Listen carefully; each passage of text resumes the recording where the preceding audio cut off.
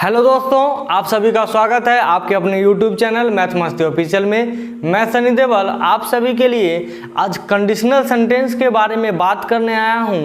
ये एकदम नया चैप्टर है। इस चैप्टर को कई बार टेंस में भी पढ़ा जाता है। पहले इसे टेंस में पढ़ते थे, मगर अब इसे एक टेंस से उठाकर अलग चैप्टर बना दिया गया है और इस चैप्टर का नाम है वो कंडीशनल सेंटेंस। तो आइए इस चैप्टर को आसानी से समझते हैं। बहुत ही छोटा चैप्टर है और बहुत ही इम्पोर्टेंट चैप्टर है। ये इम्पोर्टेंट इसीलिए होता है क्योंकि लगभग एग्जाम में इससे क्वेश्चन आ ही जाता है। अगर डिफेंस का आप तैयारी करते हैं तो उसमें तो 100% चांस है कि इससे क्वेश्चन आ ही जाएगा, मगर एसएससी एलडीसी का एग्ज़ाम अगर होता है तो उसमें अल्टरनेट करके, या हो सकता है अगर 10 दिन एग्ज़ाम हुआ है तो उसमें 8 दिन 6 दिन 7 दिन जरूर इससे एक क्वेश्चन रहता ही रहता है सिर्फ इस चैप्टर से। इसका 4 या 5 फॉर्मूला या स्ट्रक्चर जो कहना है कह लीजिए वही होता है और वहीं से पूछा जाता है। तो चलिए इस चैप्टर को स्टार्ट करते हैं। तो समझने का प्रयास करना है आप लोग को।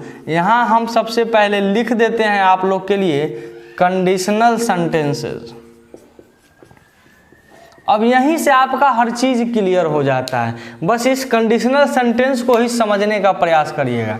यहीं से आपको नज़र आ रहा होगा वो कंडीशन, यानी कि दोस्तों कि कंडीशन होगा। इस चैप्टर में हम लोग एक प्रकार का कंडीशन समझेंगे कि क्या काम कर रहा है और कैसा कंडीशन होना चाहिए।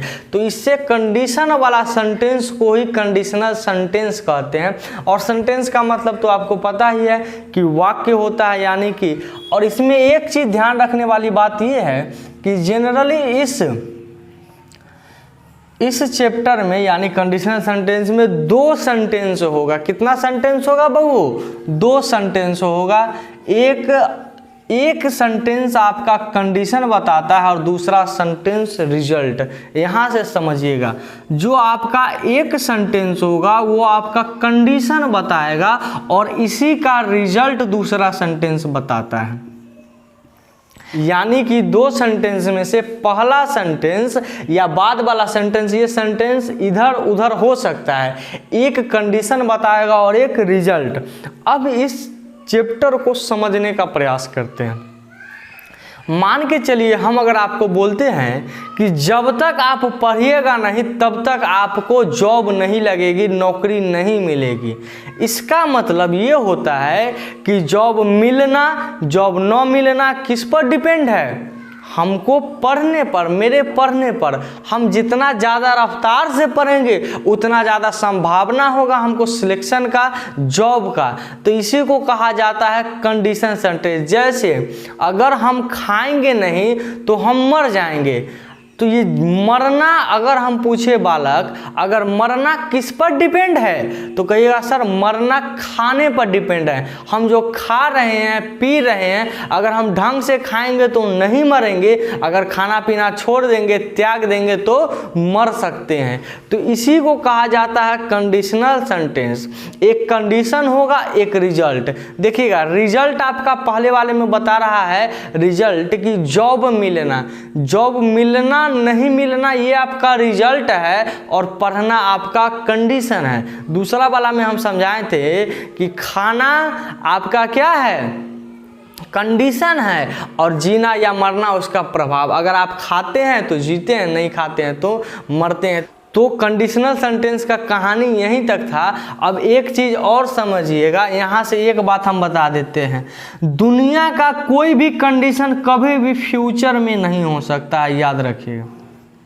ये सबसे बड़ा मेजर पॉइंट है और ये बहुत बार इससे आपके क्वेश्चन एरर में कॉमन एरर करके पूछता है।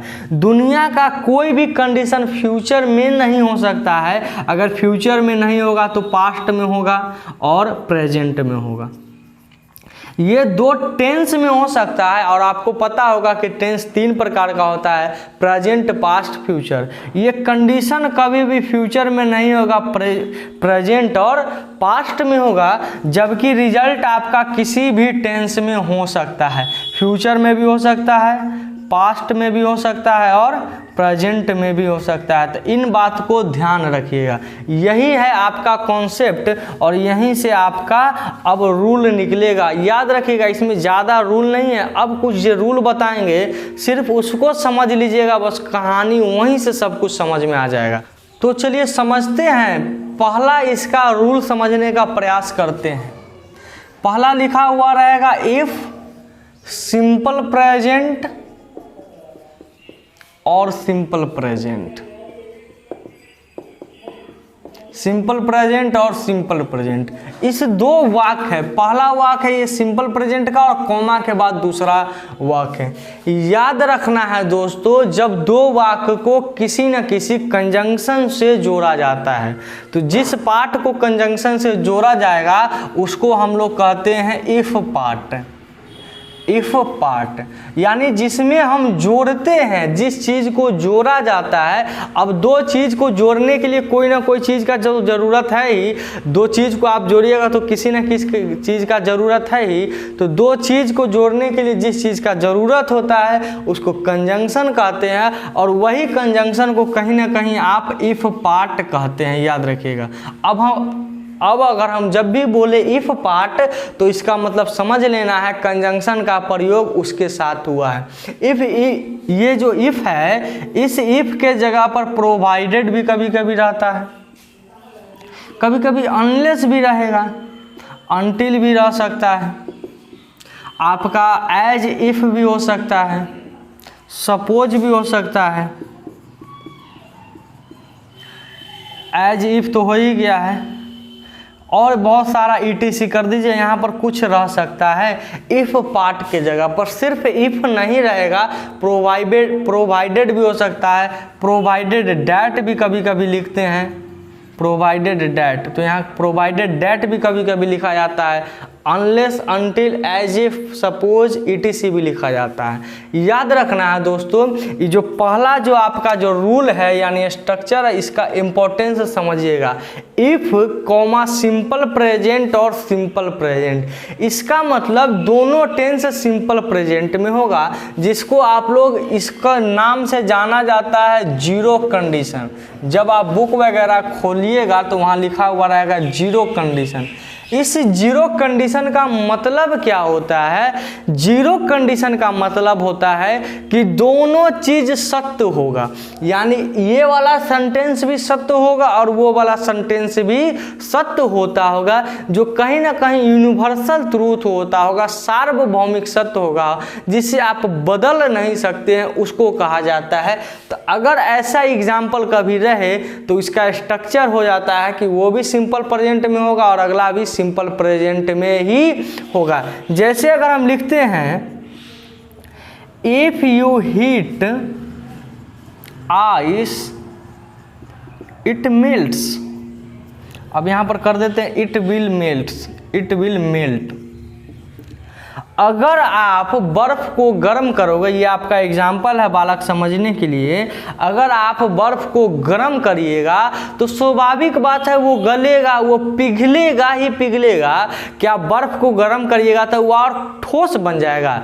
नहीं, ये कहीं ना कहीं सत्य है, यूनिवर्सल ट्रूथ है कि बर्फ को अगर आप गर्म करते हैं तो वो पिघलता ही पिघलता है। बर्फ को एक टेम्परेचर पर ले जाइएगा तो वो पिघलेगा ही पिघलेगा। इसी को कहा जाता है जीरो कंडीशन। और जब जीरो कंडीशन की बात होगा तो दोनों कौन सा टेंस में होगा? सिंपल प्रेजेंट और सिंपल प्रेजेंट में। देखिए इफ यू हीट आइस, याद रखना है, लगा है इफ इसके वाला में तो ई तक कभी भी फ्यूचर में हो ही नहीं सकता है। दुनिया का कोई भी कंडीशन फ्यूचर टेंस में नहीं होगा, प्रेजेंट और पास्ट में हो सकता है। तो अगर अभी हम बताएं कि जीरो कंडीशन प्रेजेंट में ही होता है तो यहाँ इट विल मेल्ट नहीं होगा, इट मेल्ट्स होगा। If you heat ice it melts, अगर आप बर्फ को गर्म करते हो तो वो पिघलता ही पिघलता है। ध्यान रखिए। एक और एग्जांपल रखते हो, if you touch electricity it hurts. अगर आप इलेक्ट्रिसिटी को टच करते हैं तो वो आपको नुकसान देगा, वो आपको हर्ट कर सकता है। तो कहीं ना कहीं ये बात एकदम सत्य है बहू कि अगर आप इलेक्ट्रिसिटी को टच करते हैं तो वो आपको फायदा नहीं करेगा, काम का चीज़ नहीं हो। इलेक्ट्रिसिटी के टच करने पर वो आपको एनर्जी नहीं देगा, वो आपको शॉक कर देगा, आपका दिमाग शांत कर देगा, कुछ देर के लिए शरीर को एकदम कमज़ोर बना देगा। तो ये बात ध्यान रखना है। अगर आप इलेक्ट्रिसिटी को टच करते हो तो वो आपको सिर्फ और सिर्फ हर्ट करता है, फायदा का काम नहीं करेगा। तो ये पहला वाला ध्यान रखना है कि इफ़ के बाद सिंपल प्रेजेंट और सिंपल प्रेजेंट, जिसे आप जीरो कंडीशन भी कहते हैं। यहाँ तक समझ में आ गया होगा। अब दूसरा स्ट्रक्चर देखते हैं। तो देखिए दूसरा स्ट्रक्चर बहुत ही आसान है। इफ़ के बाद इफ़ पार्ट में देखिएगा, इफ़ पार्ट इफ़ प्लस, यहाँ पर हम लिखते हैं सिंपल प्रेजेंट और सिंपल फ्यूचर। सिंपल फ्यूचर इसका मीनिंग समझना है। इस शब्द का, इस रूल का जरूरी क्यों पड़ा, ये आपका रूल नंबर 2 है, इसको समझने का प्रयास करिएगा। इफ़ के बाद सिंपल प्रेजेंट और सिंपल फ्यूचर, इसको समझिएगा। जब, ध्यान से सुनिएगा, जब दो काम भविष्य में एक के बाद एक होगा, एक के बाद एक होगा, तब इस फॉर्मूला का प्रयोग किया जाता है। जैसे अगर हम आपको कह दें अगर आप हमें पढ़ाइएगा तो हम एग्ज़ाम पास कर जाएंगे, तो अगर आप पढ़ाइएगा, अभी पढ़ा नहीं रहे हैं, अगर हम आपको पढ़ाते हैं तो आप आने वाले एग्ज़ाम को पास कर जाते हैं। यानी ये दोनों काम भविष्य में होगा। और याद रखना जो कंडीशन होता है वो प्रेजेंट में होगा और जो आपका रिजल्ट होगा वो फ्यूचर में होगा। और प्रेजेंट में सिंपल प्रेजेंट होगा, फ्यूचर में सिंपल प्रेजेंट होगा। जैसे इसका कुछ एग्जाम्पल और देखते हैं। अगर आप इसे खरीदते हैं तो आप राजा बन जाइएगा। तो राजा बनना न बनना खरीदने पर है, यानी कि अगर आप इस पार्ट को खरीदते हैं तो आप राजा बन जाइएगा। ये दोनों काम भविष्य में हो रहा है, फ्यूचर में हो रहा है। अब जब दो काम एक के बाद, ध्यान रखना, फ्यूचर का एक काम ये हुआ, एक काम ये हुआ, एक के बाद अगर दूसरा काम ये हो रहा है तो उसी को इस स्ट्रक्चर पर रखा जाता है। और ध्यान रखिएगा जो रिजल्ट होगा वो तो फ्यूचर में होगा, मगर जो कंडीशन होगा वो कभी भी फ्यूचर में नहीं होगा, उसको प्रेजेंट में ही लिखा जाता है। अब कुछ एग्जाम्पल हम लिखते हैं और समझने का प्रयास करते हैं। If I study late night I will pass the exam. अब पहला एग्जाम्पल लिखा हुआ है if I study late night I will pass the exam. अगर हम रात तक पढ़ते हैं तो हम एग्ज़ाम को पास कर जाएंगे। देखिए रात तक पढ़िएगा, इसका हिंदी बनेगा अगर हम रात तक पढ़ते हैं या अगर हम रात तक पढ़ेंगे तो हम एग्ज़ाम को पास कर जाएंगे। अगर हम रात तक पढ़ेंगे तो एग्ज़ाम को पास कर जाएंगे। याद रखना हिंदी में इसका मतलब दोनों फ्यूचर ही देता है, मगर इंग्लिश में दोनों को फ्यूचर नहीं लिखा जा सकता है। और उससे भी आसान समझने में ये है कि एक वाक्य में कभी भी दो फ्यूचर टेंस का इस्तेमाल नहीं किया जाता है, इस बात को ध्यान रखिएगा। एक वाक्य में कभी भी दो फ्यूचर का प्रयोग नहीं किया जाएगा, ये बात ध्यान रखना है। जब भी किया जाएगा तो एक ही फ्यूचर का प्रयोग किया जाएगा, दो फ्यूचर टेंस का प्रयोग नहीं किया जाता है। If I study late night I will pass the exam. देखिए कंडीशन लगा हुआ है इफ वाले पार्ट में, यानी अगर हम पूछे बउओ कि कंडीशन कौन है, स्टडी रात तक पढ़ना कि एग्जाम पास करना, तो कहिएगा सर जो कंडीशन है पास करना तो रिजल्ट बता रहा है, आई विल पास द एग्जाम ये तो आपका रिजल्ट बता रहा है कि हाँ सर हम रिजल्ट में फेल हो जाएंगे चाहे पास हो जाएंगे, मगर कंडीशन क्या है, तो कंडीशन है स्टडी लेट नाइट, तो आपका कंडीशन ये बनता है। इस बात को ध्यान रखिएगा। एक और एग्जाम्पल से समझते हैं, और दुनिया का कोई भी कंडीशन फ्यूचर में नहीं हो सकता, इस बात को भी ध्यान रखिएगा। जैसे लिखते हैं if you will pay the fine the police will leave you. लिखा हुआ है if you will pay the fine the police will leave you.